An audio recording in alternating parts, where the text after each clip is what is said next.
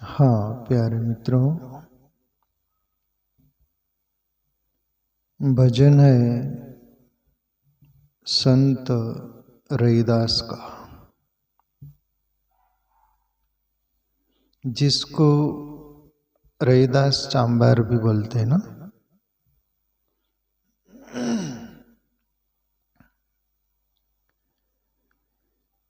बड़े प्यारे संत रहे, शायद काशी में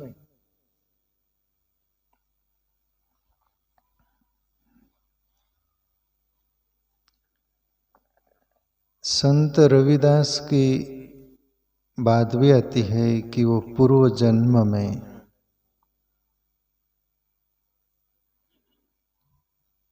साधना करने वाले एक साधक थे, साधना करते थे। और एक बार शहर से वो जाते थे तो उनके जीवन में घटना घटी और चांबार बनने का एक कारण उनका इतिहास आता है। पूर्व जन्म में वो आखिरी उनके दिन जो थे, उस दिनों में कहीं शेयर बाजार से वो जा रहे थे और उनको जूते जो होते हैं ना, जिसको बोलते मोचड़ी, वो बड़ी आकर्षित कर गई। और संत रैदास पहले जन्म की बात, वो जो जुत्तियां थी, जूते थे, मोचड़ी थी, उसको ले नहीं पाए वो। और उनमें उनकी इच्छा, वासना बोल दो, चाहत बोल दो, उनमें वो रह गई कहते हैं। और अंत तो गत्वा वाली बात है, वो अंतिम जो प्राण छूट रहा होता है, उस दिनों में, उस समय जो भी चिंतन होता है पूर्व का, वही जन्म का कारण बनता है। ऐसा शास्त्र भी बोलते हैं, ऋषि मुनि संत सभी बोलते हैं। प्रभु श्री कृष्ण अपने अंदाज में बोलते हैं कि जिंदगी भर जो व्यक्ति जिस अंदाज में वो करता है, वो सब कुछ कहने का तात्पर्य। रैदास संत जूते में वो रह गई इच्छाएं, वासनाएं, जूते पहनने की खरीद नहीं पाया और मृत्यु हो गई। और दूसरा जन्म रैदास चांबार जिसको बोलते वो हुआ। जूतों में उनका वो था ना, चित मन सब अटका हुआ, तो उसके कारण चांबार के घर जन्म हुआ और वो चांबारी का काम करते थे, इसलिए संत रैदास चांबार भी बोलते। ओके। और बड़े पवित्र थे, क्योंकि पूर्व के भी साधक थे, साधना करते थे, ईश्वर भजन करते थे, तो पवित्र आत्मा पहले से ही थी, मन पवित्रता काफी, वो परिपक्व काफी थे। वो करके एक बार कहते हैं ना, वहाँ से कोई लोग जा रहे थे तीर्थ यात्रा, रैदास संत उनसे बोले, वो पूछे कि भाई कहाँ जा रहे हैं, तो बोले गंगा नहाने जा रहे हैं। तो बोले अब भी चलो ना। वो लोग बोले रविदास संत से, एक नाम उनका रविदास भी आता है, रविदास भी, रैदास भी, यानी दोनों तरह से बोला जाता है। मैं जब तक पढ़ा हूँ, सुना हूँ, सिख लोग भी उनको बहुत सारा माना करते हैं रविदास के नाम से। ठीक है। रैदास संत को बोले वो लोग यात्री की गंगा नहाने, आप भी चलो ना। तो वो बोले क्या कहाँ जाऊं? बोले जिसका मन है चंगा, काटोटी में गंगा, ऐसा बात आती ना, जिसका मन है चंगा, काटोटी में गंगा। वो काटोटी यानी मोची का काम करते थे, काटोटी बोलते ना, वो चर्म गलाने का। तो ऐसा पवित्र मन कहते। और उनका ये पद है, एक शब्द अपन सुने और समझने का प्रयास करें क्या वो बोल रहे हैं। ऐसो कछु अनुभव कहत न आवे, साहेब मिले तो को बिलगावे। अब वो बोल रही कि परमात्मा यानी साहेब, ऐसो कछु अनुभव कहत न आवे, वो जो अनुभव है परमात्मा का वो मैं किन वाणी से बोलूं बोले, किस अंदाज में बोलूं बोले। गूंगे केरी सरकरा खाई और मुस्काई, कबीर बोले गूंगा व्यक्ति गुड़ खा लेता, उसको कोई बोले कि भाई क्या खाया तो गूंगा है, बोल नहीं पाता। ऐसे ही जो परमात्मा का अनुभव कर लेता है, अब क्या बोले, दिल मगन भया, मन मगन भया, अब क्या बोले। गूंगे केरी सरकरा खाई और मुस्काई, केवल मुस्काया जाता, क्या बोला है। रैदास संत भी बोल रहे कि परमात्मा का अनुभव करके मेरे से बोलाता नहीं, क्या बोलूं उसके बारे में। ऐसो कछु अनुभव कहत न आवे, साहेब मिले तो को बिलगो, मैं किसको बोलूं। और ये दुनिया है आंधी बहिरी, इसको बोलो समझाओ दिखाओ तो दिखता नहीं, समझाओ सुनाओ तो कान बहरे है, सुनाई नहीं देता, करे तो करे क्या। रैदास संत की भी ये मजबूरी। और एक बार कहते कि रामकृष्ण परमहंस के पास 5 आंधे गए, बहरे भी थे अंधे भी थे, वो दोनों तरह से मार खाए हुए लोग थे।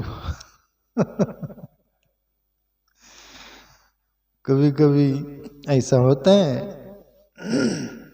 आंधे बहरे थे 5 लोग, रामकृष्ण परमहंस से बोले, प्रभु रामकृष्ण परमहंस देव, आपने परमात्मा को अनुभव किया है, आखिर वो है कैसा। एक तो आंधे, दूसरे बहरे, दोनों तरह से डैमेज। रामकृष्ण परमहंस की मुसीबत, आप कैसे बोलूं तो कान भी ठिकाने पर नहीं, बताऊं भी कैसे, आंख ठिकाने पर नहीं, मुश्किल। रामकृष्ण परमहंस एक पीछा छुड़ाने के लिए बोलो, या तो जो तो कैसे भी समझ में आ जाए, नहीं आ जाए, पीछा छूट जाए, इस अंदाज में बोलो। कुछ न कुछ सोच रहे वो भी।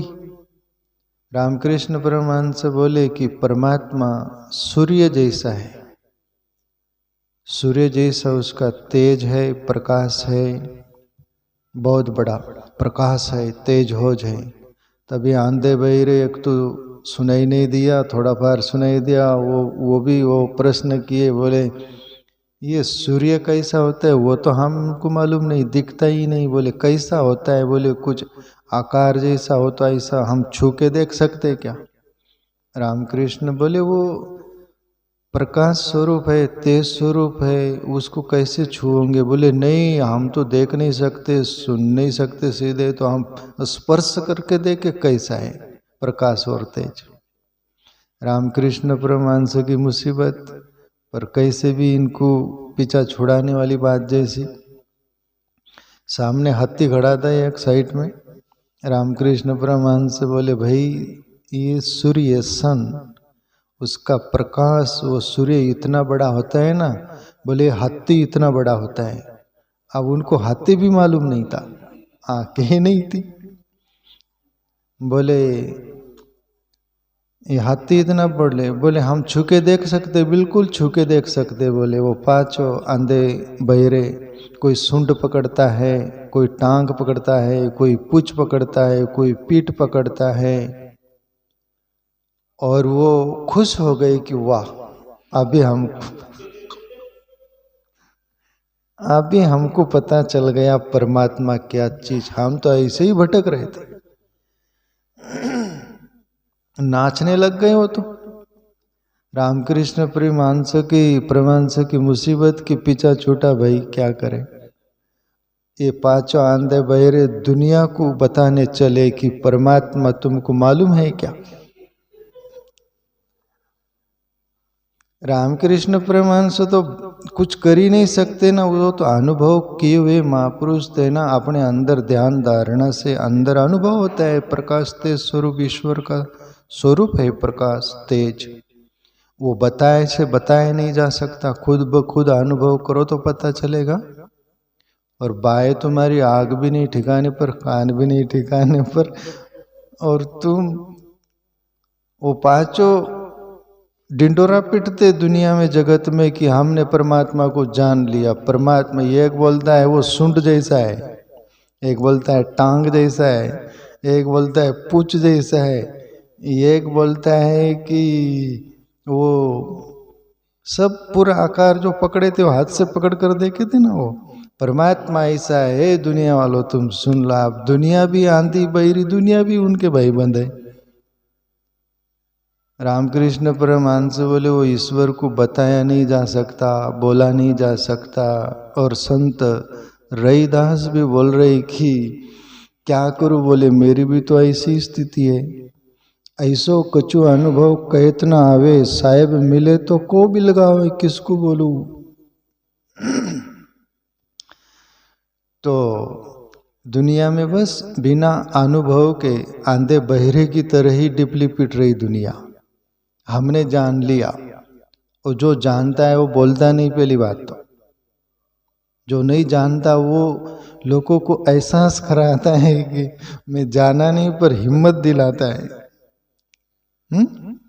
और वर्षों की बात याद आती है, बोले ईश्वर का तुम अनुभव नहीं किए और दुनिया को बताने चले, लोगों की जोत जगाने चले, लोगों का दिया जलाने चले।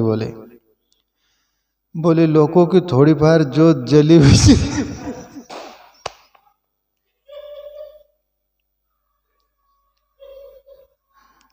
दुनिया की लोगों की थोड़ी बार जोत जली होती, बोले तुम उसको बुझा देते और तुम खुश होते कि हमने जोत जला दी। उल्टा करते, बोले तुम खुद की जोत जली नहीं, दुनिया की जोत बुझा देते और खुश होते। बोले ऐसे ही उल्टा धंधा चल रहा है। ऐसे ही संत रईदास बोल रहे कि बस रविदास ऐसो कछु अनुभव कहत न आवे, साहेब मिले तो को भी लगावे, बता नहीं सकते। ठीक, आगे और बोलते हैं, सब में हरि है, हरि में सब है, हरि अपनो जिन जाना। रविदास बोल रहे कि परमात्मा बोले सब में है, सब में हरि है, हरि में सब है। परमात्मा ही सब में है और सब में परमात्मा है, यानी उसके अलावा कुछ नहीं है।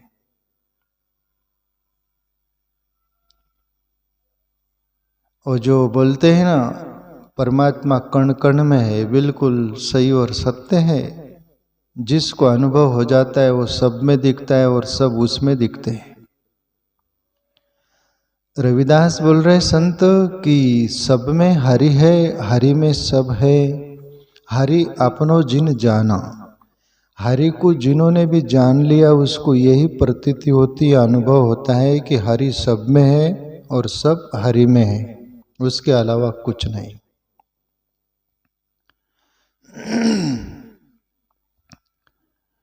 साकी नहीं और कोई दूसर, जानन हार सयाना। और जो परमात्मा को जान लिया उसके लिए न अपना है न पराया है, ऐसा कोई भी नहीं। बोले साके नहीं और कोई दूसर, जानन हारा सयाना। वो सयाना है जो परमात्मा को जान लिया, उसके लिए न अपना रह गया न पराया, ऐसा कुछ भी नहीं। वो एक ही है, उसको एक ही सब में दिखता है और सब एक में दिखता है। वो एक सूफी फकीर का शेर है ना, यहाँ किस पर पत्थर फेंके केसर कौन पराया है, शीश मेल में हर एक चेहरा अपना लगता है। सूफी फकीर बोले यहाँ पर कौन गैर है, बोले और कौन अपना है। किस पर पत्थर फेंके, बोले वैसे ही जैसा शीश मेल हो कांच का बंगला, उसमें अपन खड़े हो तो अपना ही चेहरा सब दिखता है। बोले तो फिर किस चेहरे पर पत्थर मारोगे। ऐसा ही रविदास बोल रहे कि परमात्मा का जिसको अनुभव हो गया वो सब में दिखता है, सब उसमें दिखता है। ऐसा वो सयाना तो असल में वही जो परमात्मा का अनुभव कर लिया। बाकी यहाँ सभी सयाने मानते हैं, पर वो केवल जीविका जीने के लिए सयाने हैं, रोटी रोजी कमाना। और जैसे पशु पक्षी पेड़ पौधे जिंदगी जी रहे हैं, उससे ज़्यादा कोई नहीं अपनी औकात जैसे। वो भी बच्चे पैदा कर रहे, वो भी अपने बच्चों को पाल रहे, वो भी घोंसला बना रहे, वो भी सुख सुविधा चाह रहे जितना भी उनसे हो। पर अपन मनुष्य है, उसी अंदाज में यदि जी कर अपन सयाना माने तो ये हमारी भूल है। रविदास संत बोल रहे कि वही सच्चा सयाना है जो परमात्मा का अनुभव कर लिया। या तो वो भी कम नहीं है, जिसके लिए ओशो ने बोला था कि जो परमात्मा को अनुभव कर लिया वो तो परम सौभाग्यशाली है, पर जो परमात्मा की ओर चल पड़ा है वो भी उससे कम परम भाग्यशाली नहीं। वो एक साध लिया, एक साधरा है, दोनों परम भाग्यशाली है। तो प्यारे मित्रों, जो हम साध भी नहीं रहे और साधा भी नहीं और हम सयाने मानकर जी रहे, तो ये बहुत बड़ी भूल। रविदास आगे बोलते हैं, बाजी गर सो राची रहा, बाजी का मरम न जाना, बाजी झूठ सास बाजीगर जाना, मन पत्ती आना। अब ये समझो, बाजीगर यानी परमात्मा। परमात्मा का बोले कुछ लोग जो होते हैं, परमात्मा को बहुत माना करते हैं, भजा करते हैं, पुकारा करते हैं, पर असल में कुछ काफी लोग भी ऐसे भी होते हैं जो लोगों को दिखावा भी करते हैं। पर ये ऐसा लोग दिखावा, रविदास संत बोल रही है, लोग दिखावा यदि है तो फिर ये तुम्हारा दाम्भिकता हुई। बोले परमात्मा को तो जो पुकारता है वो किसको दिखता भी नहीं और लोगों को दिखाने के लिए वो करता भी नहीं। असल में वो जैसे आप ध्यान करते, मेडिटेशन आप बैठे रहते, कोई लोगों की जो है हमको माने कि हमको देखे कि हमको कुछ विशेष कुछ ऐसा कुछ चाहते हो क्या? आत्मचिंतन करते, कोई किसी से पड़ी नहीं है। पर ऐसे लोग बोले बहुत सारे, बाजी गर सो राची रहा, बाजी का मरम न जाना। एक अंदाज में कबीर साहब बोले, दिन में भजे सो ढोर, रात में भजे सो चोर, गुफा में भजे वो उंदरा, भजने की गतवोर। अब ये कबीर तो उलट वैसे ही बात करते, पर पते की करते। कबीर झूठ बोल ही नहीं सकते यार, प्रमाणिक संत थे और ईश्वर को पाए हुए महापुरुष थे, वो झूठ बोल नहीं सकते। कबीर गाली भी देंगे तो गाली में भी सत्य होगा। ये कबीर का परिचय और हर ईश्वर को जाने हुए महापुरुषों का। अभी इतना ही कोई सुनकर उल्टा सुल्टा ले ले तो फिर उसका दिमाग फिरा वही है पहले से, तो करेंगे क्या कबीर? पर आप ये कबीर क्या बोलना चाह रहे? दिन में भजे सो ढोर। जो ये संत रविदास जो बोल रहे उसी की बात बोल रहे, वो भी रविदास जो बोल रहे हैं। दिन में भजे सो ढोर। ढोर कौन? लोगों को दिखाने के लिए कर रहे। माला भी डाल रखे तो कॉलर के बाहर लोगों को दिखा हम माल करिए, पर पेट में काल करिए। बाहर टाल बजाएंगे पर अंदर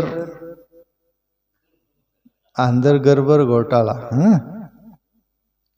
बाहर छापा तिलक बहुत लगाएंगे, सब कुछ लोगों को दिखाने के लिए, पर अंदर से वो नहीं असलियत। भजन करेंगे तो लोगों को दिखाने के लिए करेंगे, हरे राम जोर जोर से चिल्लाएंगे लोगों को दिखाने के लिए, और हाथ में डब्बा ले ले ऐसे खनखनाएंगे, पैसे दो बाबा, ईश्वर के नाम पर दो। इसके लिए कबीर साहब बोले, दिन में भजे सो ढोर, रात में भजे सो चोर। रात में भी बसते चोर भी, वो चोरी करने जाते हो तो बोलते प्रभु हमारी लाज बचाना, चोरी पकड़े न जाए। इसलिए चोर भी बसता है राम को, परमात्मा को। गुफा में बजे उंदरा, उंदरा यानी चूहा, माउस, वो नले में रहता है, बिल में, दर में, गुफा उसकी वो भी बसता है ईश्वर को। प्रभु कोई सर्प न आ जाए, हमें खा न जाए, वो कोई भजन हुआ? ऐसे कोई गुफा में भी भजन वो कर रहे, सब उन लोगों को दिखाने के लिए कर रहे, तुम उंदरे चूहे से, माउस से बढ़कर नहीं हुआ जीवन। और चोर जैसा अपने स्वार्थ के लिए ईश्वर को भज रहे, तो वो चोर से ज्यादा तुम्हारी कैपेसिटी नहीं रही फिर। दिन में भजे सो ढोर, रात में भजे सो चोर, गुफा में भजे सो उंदरा, भजने की गति और। कबीर बोले ईश्वर को भजने की, पुकारने की गति और कुछ है, बोले वो बहुत अलग है ना। तो इसलिए कबीर ये अपने रविदास संत बोल रहे हैं, रविदास, बाजी गरसो रची रहा, बाजी का मरम न जाना। तू परमात्मा को तो खूब पुकारते रहा, बोले, पर उसका मरम नहीं जाना तू। दूसरी बात बोले, बाजी झूठ सांस बाजी कर। उसका ये जो जगत दिख रहा है, सभी कुछ माया का खेल जो बोलते हैं, वो झूठा ठाठ रचे वाली बात है। वो अभी दिख रहा है, फिर नहीं दिखेगा। तेरा ये जो शरीर है, तब तक वो सत्य भासेगा, पर वो एक स्वप्न जैसा ही है, बोले वो झूठ जैसा है। पर वो बोल रहे रविदास संत, सांच बाजीगर, सच्चा बाजीगर यानी परमात्मा जो ये रचा हुआ है सब, वो ही सच्चा है, बोले उसको जानना। बाजी झूठ साच बाजीगर, जाना मन पतियाना। और जिसने ये राज जान लिया, वही सच्चा मन, वही परमात्मा की ओर गया हुआ मन, परमात्मा में रचा हुआ, रमा हुआ यानी समा गया हुआ मन। बाकी मन की दो धार होती है। एक मन परमात्मा की ओर चलता है और एक मन दुनियादारी की ओर चलता है, जगत में, जगत की ओर। दुनिया का सभी वो दिखता है उसको चकाचौंध, 2 दिन की चांदनी और अंधेरी रात वाली बात। उसमें एक मन का हिस्सा उसमें रहता है। एक मन यानी 2 मन बोल लो। एक मन परमात्मा की ओर जाता है, वो सच्चा मन, और एक मन दुनिया के जगत में जाता है, वो झूठा मन। वो यानी मृग तृष्णा वाली बात है। उससे कोई खास नहीं होगा, काश नहीं होगा। इसलिए रविदास बोल रहे हैं, बाजी झूठ साच बाजीगर, जाना मन पतियाना। उसका मन ही सच्चा, बोले। आगे बोलते हैं रविदास, मन थीर होई तो कोई न सुझे, जाने जानन हरा। कह रविदास, विमल विवेक सुख, सहज स्वरूप संभारा। अभी देखो प्यारे मित्रों, वो बोल रहे हैं कि मन थीर हुई तो कोई न सुझे, जाने जानन हारा। जिसने ये बात को जान लिया, परमात्मा की ओर उसका मन लग गया है, तो फिर उसको ये दुनिया का कुछ सूझेगा नहीं। वो दुनिया का जो दुनियादारी है, उसमें उसका मन रमेगा नहीं, बोले। एक परमात्मा ही दिखेगा, एक परमात्मा की तरफ ही उसकी ध्यास रहेगी, बाकी सब और नहीं रहेगा। उसको बोल रहे वो, मन थीर होई तो कोई न सुझे, जाने जानन हारा। कहे रविदास, विमल विवेक सुख, सहज स्वरूप संभारा। अभी देखो प्यारे मित्रों, महाराष्ट्र में पैठण में एकनाथ बाबा करके संत हुए। उनके पास एक युवक गया। वो लड़का बोलता है युवक कि बाबा आप बाहर से बड़े साफ सुथरे पवित्र दिख रहे, ऐसे अंदर से साफ सुथरे पवित्र हो क्या? और एकनाथ बाबा बोले, भैया इसके पहले मुझे आपके आपका भाग्य, आपका जीवन दिख रहा है? बोले।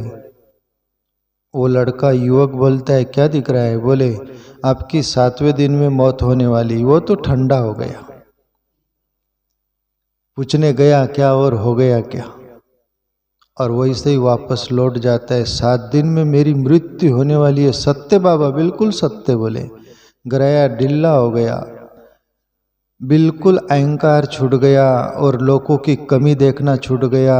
लोगों को हाथ जोड़ता, प्रेम से पैर पड़ता, इतना सज्जन रहता जिसे अहंकार गल गया। लोग बुरा दिख नहीं रहे, बुराई दिख नहीं रही, कुछ नहीं। क्यों? 7 दिन में मौत है, मैं जाने वाला हूं, किससे वैर भाव करूं? रविदास संत बोल रहे हैं कि मन थीर होई तो कोई न सूझे। तुमको कुछ सूझेगा नहीं, ये बाहर का। बोले, जिसका मन स्थिर हो गया परमात्मा में। वो जो एकनाथ बाबा 7वें दिन आए, ये उस दिन सोच रहा था आज तो मतलब आखिरी दिन है अपना। और एकनाथ बाबा बोले, भैया क्या बात है? बोले, बाबा आज आखिरी दिन है, आज मौत सुनिश्चित है और शाम तक कोई मौत नहीं आई। फिर एकनाथ बाबा से बोले, वो लड़का युवक, बोले मौत तो नहीं आई। तब बोले, इसके पहले मैं और पूछ लूं कि 7 दिन में कैसा लगा? ये दुनिया का क्या, कौन बुरा है कौन अच्छा है, वो कैसा सूझा, कैसा लगा आपको? बोले, बाबा कुछ नहीं सूझा मेरे को, मेरा मन स्थिर हो गया। बोले, एक परमात्मा ही दिखता था। बोले कि मेरी मौत सुनिश्चित है। और जब मौत का डर रहता है तभी परमात्मा याद आता है। मौत का डर नहीं रहेगा तो कोई परमात्मा को भजेगा नहीं, पुकारेगा नहीं, है ना? तो जब डर में ही, मौत के डर में, तो प्यारे मित्रों रविदास संत बोल रहे हैं, कहे रविदास विमल विवेक सुख सहे स्वरूप समारा। ऐसा कोई साधक भक्त जिज्ञासु परमात्मा में समा सकता है।